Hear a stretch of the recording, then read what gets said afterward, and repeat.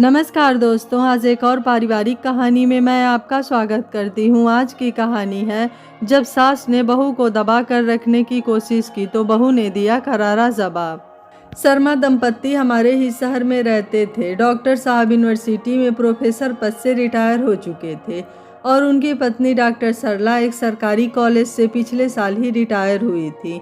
सरला और मेरा लगभग पिछले 10 साल से एक ही कॉलेज में साथ रहा है और इसलिए मैं उसे काफ़ी करीब से जानती हूँ। डॉक्टर शर्मा से उसकी दूसरी शादी थी और शर्मा जी की पत्नी एक हादसे में जान गंवा बैठी थी, तो डॉक्टर साहब की भी ये दूसरी शादी ही थी। डॉक्टर साहब ने सरला के साथ एक समझौता किया था कि हमारी इस शादी से कोई दूसरी संतान नहीं होगी। मेरा 15 साल का एक बेटा ही इकलौती संतान रहेगा। चूँकि सरला दूसरे प्रदेश से थी और मायके के हालात भी अच्छे नहीं थे, तो बिना दहेज की शादी के लिए तैयार हो गई। शादी के बाद से ही सरला का व्यवहार इस इकलौते बेटे के प्रति बेरुखा ही रहा था और बेटा भी नई माँ के साथ तालमेल नहीं बिठा पा रहा था। रह रह कर उसे अपनी माँ याद आती थी। उसकी स्थिति तो ये थी कि पहले माँ को खोया और फिर पिता की दूसरी शादी से बाप को भी खो दिया। सरला ने इस इकलौते वारिस को हमेशा अपने बाप से दूर ही रखा। हॉस्टल में रखकर उसकी शिक्षा दीक्षा पूरी करवाई और फिर करियर के नाम पर उसे विदेश भेज दिया, जहां वह डिग्री लेने के बाद वहीं सेटल हो गया। लेकिन सरला का अभी भी पूरा नियंत्रण रहता था और वह विदेश जाती रहती थी। डॉक्टर साहब तो सरला की सुंदरता के जाल में ऐसे उलझे कि निकल ही नहीं पाए। काफ़ी सीधे स्वभाव के स्वामी थे डॉक्टर साहब। यूनिवर्सिटी में सेमिनार वगैरह में मुलाकात हो जाती थी। कमाऊ पत्नी मिलने पर उन्होंने पहली पत्नी को तो जैसे एकदम भुला ही दिया था। वैसे भी स्त्रियां ही ज़्यादा भावुक होती हैं और पति की मृत्यु के बाद अपने बच्चों के सहारे ज़िंदगी काट लेती हैं। सरला एक दिन शादी का कार्ड लेकर घर आई तो पता चला कि सौतेले बेटे की शादी 1 महीने के भीतर ही तय हो गई है। सरला ने बताया कि सब बहुत जल्दी हो गया है, क्योंकि बेटा विदेश से कुछ दिन की छुट्टी पे आया है। लड़की डॉक्टर साहब के दोस्त की जान पहचान से है और वे अल्मोड़ा से हैं। शादी यहीं आकर करेंगे, फेरे सादगी से होंगे। हम लोग रिसेप्शन दे रहे हैं। शादी में सम्मिलित होने का वायदा लेकर वह चली गई। निश्चित दिन पर हम लोग शादी समारोह में पहुँचे। वहाँ दूसरे साथी भी आए थे। सब लोग बड़े खुश थे और पुराने साथियों से मिलकर भोज का आनंद ले रहे थे। लेकिन कुछ तो था, डॉक्टर साहब अकेले ही मेहमानों को रिसीव कर रहे थे। कुछ खामोशी सी, उत्साह की कमी। सरला की अनुपस्थिति खटक रही थी, क्योंकि हम साथी तो उसी से ज़्यादा परिचित थे। सायं 7 बजे का न्योता था। कुछ साथी तो बगैर सरला से मिले डॉक्टर साहब को ही शगुन देकर लौट गए थे, क्योंकि उन्हें दूसरे शहर जाना था। लेकिन हम 2 सहेलियां तो डटी रही कि बहू को देखकर ही जाएंगे। रात्रि के 10 बजने को हो रहे थे और बहू अभी स्टेज पर भी नहीं पहुंची थी। कुछ और इंतजार के बाद मेरी सहेली बिमला ने कहा, उधर देखो, बहू तो पैदल ही चल कर आ रही है घर से और उसके साथ बस 2 औरतें हैं और उनसे पीछे सरला और दूल्हा है। थोड़ी देर बातों से ध्यान हटा। हम दोनों सहेलियां बहू के स्टेज पर बैठने का इंतज़ार करने लगी। दूल्हा दुल्हन अब स्टेज पर बैठ चुके थे। कुछ एक फोटोज हुए। जो लोग अभी तक इंतज़ार कर रहे थे आशीर्वाद देने नई जोड़ी के पास गए। मेरी नज़र तो स्टेज पर गड़ी थी। बिमला ने कहा, अब देखती रहेगी, आशीर्वाद भी देने चलेगी। हाँ चलो चलते हैं। ऐसा कहकर बिमला को लेकर मैं स्टेज पर चढ़ गई, जहाँ बहुत ही औपचारिकतावश सरला हमसे मिली। हम सहेलियों ने नई जोड़ी को आशीर्वाद स्वरूप उपहार दिया और नीचे सोफे पर बैठ गए। बिमला ने कहा, तूने एक बात नोट की क्या? मैंने कहा, देख नहीं रही कितनी सादी साड़ी पहना रखी है दुल्हन को? हाँ देख तो रही हूँ, और गहना भी पुराने ज़माने का, एक हल्का सा हार है, शायद पहली माँ की कंठी है, और एक मंगलसूत्र है बस। हाँ यार, ये सरला तो हमेशा हर साल नए नए गहने बनवा कर पहनती रहती थी और बहू को कुछ भी नहीं दिया। हाँ सही बात है, तूने देखा नहीं शादी के बाद कितनी महंगी साड़ियाँ पहनती रही है खुद। आज बहू के नाम पर इससे पैसा खर्च नहीं हो रहा। मैंने भी अपनी उत्कंठा जाहिर की। प्रोग्राम अभी थोड़ी देर ही चला, क्योंकि अधिकतर लोग तो जा चुके थे डॉक्टर साहब से ही मिलकर। शगुन भी उन्हें ही दे गए थे। रिसेप्शन पर तो लोग बहू देखने ही आते हैं और ये सरला तो बहू को ही इतना देर से लाई थी।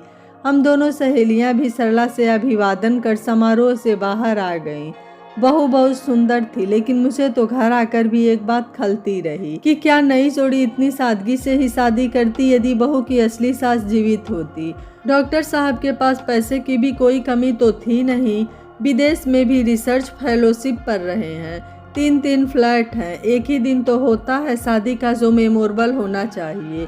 पैसों को ईंट गारा में ही थोड़ी ही बदलना जीवन का मकसद होना चाहिए, वह भी जब आप सक्षम हैं। 90-80 के दशक की साड़ी पहना दी बहू को, आजकल लहंगों का रिवाज है। बेटा भी शेरवानी में नहीं था। मुझे वरुण के लिए दुख हुआ। ऐसा भी तो नहीं था कि सरला खुद पर खर्च नहीं करती थी। सर के बाल जब उड़ गए थे तो नई नई विग लगाकर घूमती थी। खैर जो भी हो, कई दिनों बाद तक ये रिसेप्शन मुझे अजीब लगा, जहाँ मेहमान मेजबान से ज़्यादा खुश थे। इतना तो निश्चित तौर पर कह सकती हूँ कि यदि वरुण की असली माँ जीवित होती तो शादी में अलग ही रंग लगता। वरुण तो विदेश लौट गया, अब ये नहीं पता कि बहू को पति का सानिध्य कब मिलेगा, क्योंकि बिमला बता रही थी कि अभी तो बहू यहीं शहर में ही सरला के साथ दिखाई देती है। शाम का वक्त था और महक अपने कमरे में अभी उदास लेटी हुई थी। उसका मूड खराब था। नई नवेली दुल्हन अब पति के बिछोह में तड़प रही थी, लेकिन उसकी मन स्थिति को समझने वाला कोई नहीं था। 70 वर्षीय ससुर से बातचीत करने में एक हिचक थी और सास का मुंह तो खुद फूला रहता था। इतना तो वह इन 10 दिनों में समझ गई थी। महक ने सोचा क्यों न अपनी माँ से बातचीत की जाए। यही सोचकर वह अपना मोबाइल उठाकर नंबर मिलाती है। माँ से बातचीत करते हुए उसे आधा घंटा हो चुका था। इसका एहसास उसे जब हुआ जब सास को दरवाजे पर खड़ा पाया। फ़ोन उसके हाथों से छूटकर फर्श पर गिर गया, क्योंकि सास का खौफ ही इतना था। पहाड़ों से आई ये बहू प्रकृति के नज़दीक रहते हुए बहुत सरल स्वभाव की थी। दूसरा कारण था कि बिना दहेज के शादी हुई थी, तो डर था कि कोई नाराज नहीं होना चाहिए। यूँ तो उसने भी स्नातकोत्तर डिग्री हासिल की थी फिजियोथेरेपी में, लेकिन अभी नौकरी ज्वाइन नहीं की थी। माता पिता ने समाज के दबाव के चलते महक की शादी कर दी थी। जैसे ही रिश्ता हाथ आया, महक की एक और बहन भी, जिसकी जिम्मेदारी भी माता पिता पर थी। क्या हुआ, ये मोबाइल क्यों गिरा दिया? कुछ नहीं मम्मी जी, बस हाथ से छूट गया। देखो, ये मोबाइल बहुत कीमती तोहफा है वरुण की तरफ से, ध्यान से पकड़ा करो। जी मम्मी जी। क्या शिकायत हो रही थी अपनी माँ से? नहीं मम्मी जी, बस थोड़ी याद आ रही थी, बस इसलिए फ़ोन लगा लिया था। ध्यान रहे, इस घर की बात चौखट से बाहर नहीं होनी चाहिए। अब यही तुम्हारा घर है, यहाँ के कायदे कानून तुम्हें मानने होंगे। वैसे भी घर का तो कुछ ज़्यादा काम नहीं है, हर काम के लिए मेड लगी हुई है। जी मम्मी जी। शाम के खाने का समय हो गया है, चलो कुछ बना लो। जी मम्मी जी। क्या बनेगा डिनर में? हमारे लिए तो दलिया ही बना दो, तुम देख लो क्या खाना है। मम्मी मैं भी दलिया ही खा लूँगी। ठीक है, लेकिन फिर माँ को शिकायत ना करना कि बूढ़े सास ससुर के साथ दलिया ही मिलता है। महक ने जल्दी से दलिया बनाकर सबको परोस दिया और खुद भी खा लिया। लेकिन वह तो पहाड़ की लड़की थी। मायके में नॉनवेज भी बनता था, सप्ताह में 2 बार। उसे रह रहकर अपने घर की याद आ रही थी, क्योंकि कनाडा जाने के लिए तो उसे अभी वीज़ा का इंतज़ार करना पड़ रहा था। पति वरुण से तो सप्ताहांत में ही बात होती थी, क्योंकि सास का कहना था कि वरुण की नई नई प्रैक्टिस जमी है, उसे डिस्टर्ब मत करना। वरुण भी अपने आप को सेटल करने के लिए दृढ़ संकल्प लिए था। उसने सोच रखा था कि कनाडा में ही अपना पूरा जीवन बिताना है। उसे याद था कि किस तरह से उसने सौतेली माँ के साथ सामंजस्य स्थापित किया था।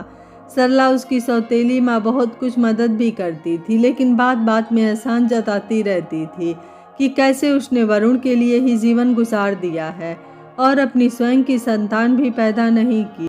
लेकिन वरुण को ये भी याद आता रहता है कि कैसे वह उनकी डांट से रात भर रोया भी है, और कैसे जब अलमारी में एक बार रखे पैसे कम पड़ गए थे तो माँ ने उस पर शक किया था। जब वह डिग्री के अंतिम वर्ष में एक लड़की से प्यार करता था तो माँ ने स्पष्ट मना कर दिया था शादी से, क्योंकि लड़की दूसरी जाति से थी और घर परिवार भी उनके मुकाबले का नहीं था।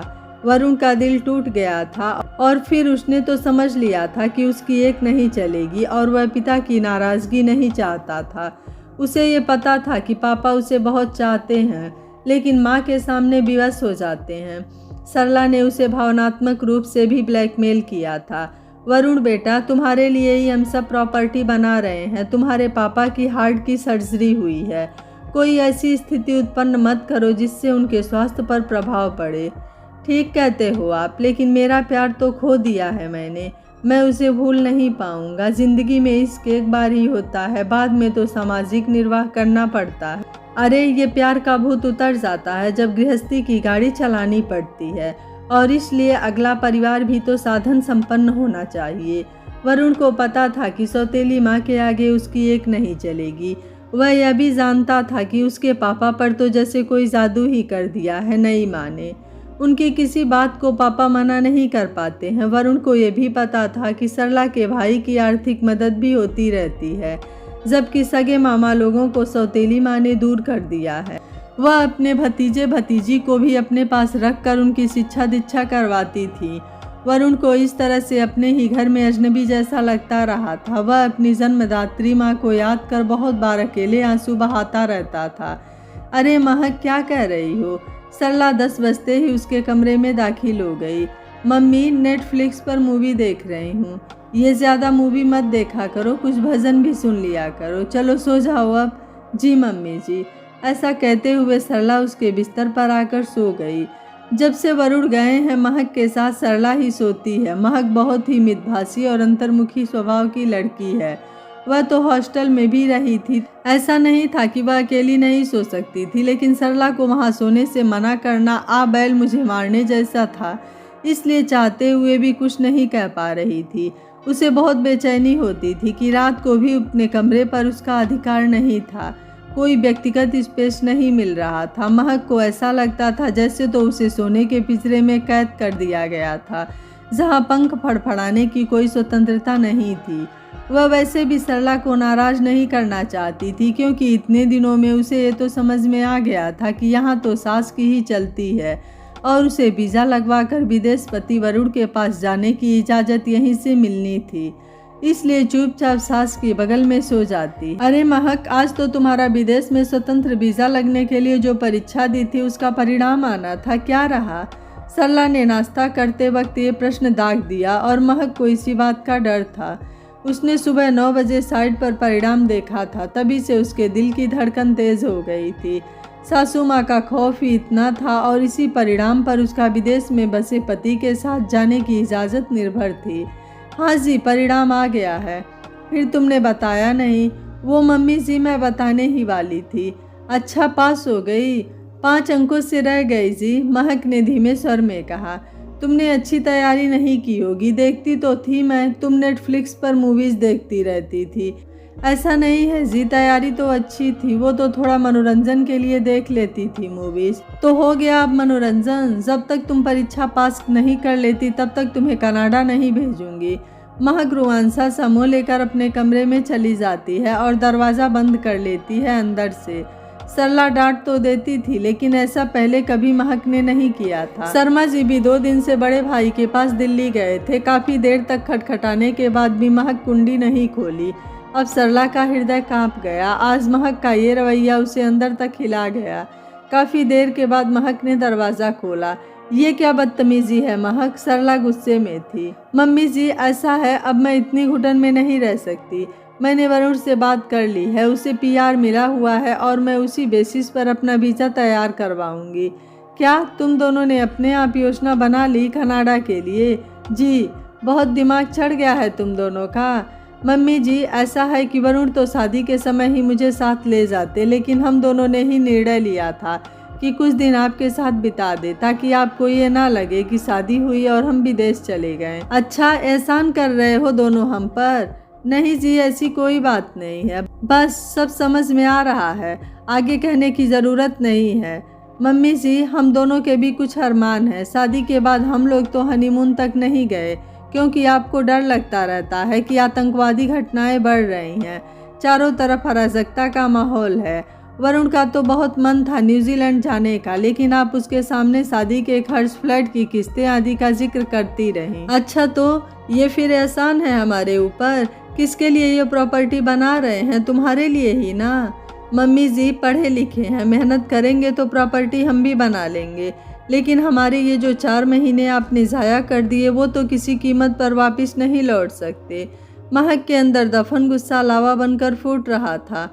शादी के बाद का जो सानिध्य उसे पति से मिलना चाहिए था वह नहीं मिल पाया था। एक लड़की अपने जीवन साथी के दम पर ही अपना घर बार छोड़कर आती है। पारिवारिक मूल्यों का निर्वहन करते करते महक को लग रहा था कि ये ससुराल वह सोने का पिंजरा है जहाँ सुख सुविधाओं की कोई कमी तो नहीं थी, लेकिन आप स्वतंत्र रूप से अपने जीवन के निर्णय नहीं ले सकते। अच्छा, बहुत जुबान चलानी आ गई है तुम्हें। जुबान नहीं लड़ा रही, मैं तो अपना पक्ष रख रही हूँ। ससुराल आए 4 दिन हुए नहीं है और अपना रौब दिखा रही हो डिग्री का। जी, ये डिग्री मुझे बहुत मेहनत के बाद मिली है और मुझे फ़ख्र है, यही मेरी सबसे बड़ा गहना है। बस बंद करो अपनी ये तीखी जुबान, अपने वीज़ा की तैयारी करो और जाओ, तुम्हें जहाँ जाना है। जहाँ जाने का क्या मतलब? अपने पति के पास जाऊंगी। बस अब एक शब्द और नहीं, कल तुम्हारे ससुर आ जाते हैं, उन्हें तुम्हारी मंशा बता दी जाएगी। सरला लॉबी में आकर बैठ जाती है और विचार करने लगती है कि इस घर को संवारने में उसकी कहाँ कमी रह गई। मायका पक्ष में भी सभी की मदद की, यहाँ भी शर्मा जी के साथ कंधे से कंधा मिलाकर सब कुछ खड़ा किया। कितने अरमानों से ये शादी की थी कि बहू आएगी, 1 से 2 हो जाएंगे महत्वपूर्ण निर्णय लेने के लिए। लेकिन यहाँ तो ये नई पीढ़ी कुछ दिन तो स्वीट दिखाई देती है, लेकिन थोड़े दिनों में ही अपने रंग दिखाने लगती है। क्या जमाना था हमारा, सास के सामने मुंह नहीं खोलते थे। कितनी ही अपनी इच्छाओं का दफन किया गया, तब ये सुख सुविधाएं बटोरी है। एक कमरे के छोटे मकान से जिंदगी शुरू की थी। पहली शादी में भी धोखा मिला, पति तो जेठानी का गुलाम था। वहाँ से पीछा छोड़ाकर स्वतंत्र नौकरी शुरू की। 20 साल पहले ही तो शर्मा जी की तरफ से आए प्रस्ताव को ठुकरा ना सकी। संजना ने सही सलाह दी थी, तुम कितना ही कर लेना, मायके और मामा के बच्चों के लिए कुछ भलाई नहीं मिलेगी। सरला, अपना घर बसा लो। हाँ, मामा जी का भी तो एहसान था, उन्होंने ही पहली शादी की उलझन से छुड़वाया था, फिर पीएचडी करवाई, नौकरी लगवाई। सरला सोचती जा रही थी, सभी के लिए अपनी तरफ से अच्छी ही किया। हाँ, वह मानती है गुस्सा जल्दी आता है, थोड़ा अनुशासन कठोर है, लेकिन क्या करे, वह सर्वगुण संपन्न तो नहीं हो सकती। सोचते सोचते आंखों की कोर से 2 बूंद लुढ़क आई। सरला को किसी ने कभी रोते नहीं देखा था, परिस्थितियों ने ही उसे कड़क बना दिया था। सरला ने निश्चय कर लिया था, आज के बाद मैं वरुण और महक के जीवन में दखल नहीं करूंगी।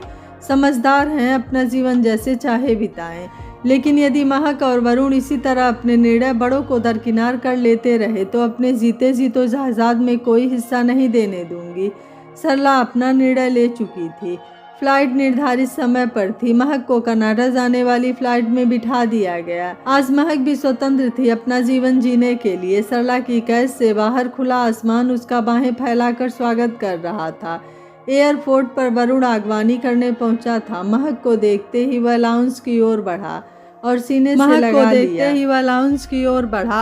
से लगा लिया। महक पति की बाहों में स्वयं को महफूज महसूस कर रही थी। महक अब अपने पति के साथ अपना स्वतंत्र जीवन जीने के लिए स्वतंत्र थी। यह कहानी आपको कैसी लगी, आप मुझे अपनी राय कमेंट बॉक्स में जरूर दीजिएगा। वीडियो पसंद आया है तो वीडियो को लाइक, शेयर एंड चैनल को सब्सक्राइब कर लीजिएगा। Thank you for watching. मिलते हैं अगली कहानी में।